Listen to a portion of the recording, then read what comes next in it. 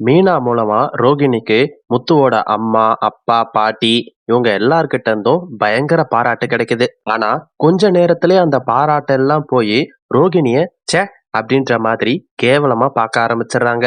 அதுக்கு காரணம் ஸ்ருதி. ஸ்ருதி எல்லார் முன்னாடியும் உண்மைய போட்டு உடைச்சிடுறாங்க. அதுக்கப்புறம் தான் எல்லாரும் ரோகிணிய ஒரு மாதிரி பார்க்க ஆரம்பிச்சுட்டாங்க.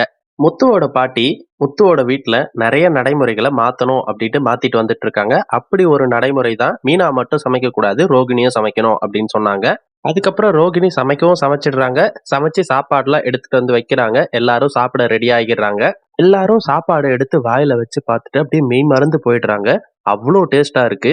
முத்துவோட பாட்டி, அப்பா, அம்மா எல்லாருமே, "இத நீயா ரோகிணி சமைச்ச?" அப்படின்னு கேட்குறாங்க. அத கேட்ட ரோகிணி, "ஆமா, நான் தான் சமைச்சேன். ஏன் நல்லா இல்லையா?" அப்படின்னு கேட்குறாங்க. "என்னம்மா இப்படி சொல்ற? நல்லா இல்லையா? மீனாவோட கைப்பக்குவம் மாதிரியே இருக்கு. அவ்ளோ அருமையா இருக்கு. ரொம்ப டேஸ்ட்டா இருக்கு" அப்படின்னு சொல்றாரு. இத கேட்ட ஸ்ருதி, "ரோகிணி, நீங்களா இத சமைச்சீங்க? ரொம்ப நேரமா கிச்சன்ல மீனா தான் இருந்தாங்க.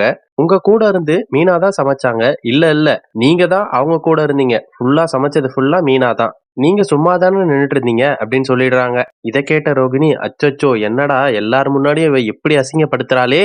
அப்படின்னு நெனச்சுக்கிறாங்க. இத கேட்ட பாட்டி, "என்ன மீனா இதெல்லாம்? நீ ஏன் சமைச்ச?" அப்படின்னு கேட்குறாங்க. அத கேட்ட மீனா, "இல்ல பாட்டி, அவங்களுக்கு சமைக்க தெரியல. அதனால தான் கொஞ்சம் சொல்லிக் குடுக்கலான்னு அப்படியே நானே சமைச்சுட்டேன்" அப்படின்னு சொல்றாங்க.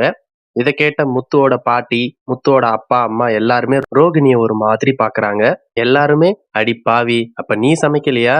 அவங்க சமைச்சது தான் நான் சமைச்சேன்" அப்படின்ற மாரி பொய் சொல்லி இங்க எடுத்துட்டு வந்து வச்சிருக்கியா? அப்படின்னு கேவலமா பார்க்குறாங்க. ரோகிணி அசிங்கப்பட்டு தல குனிஞ்சு நிக்கிறாங்க.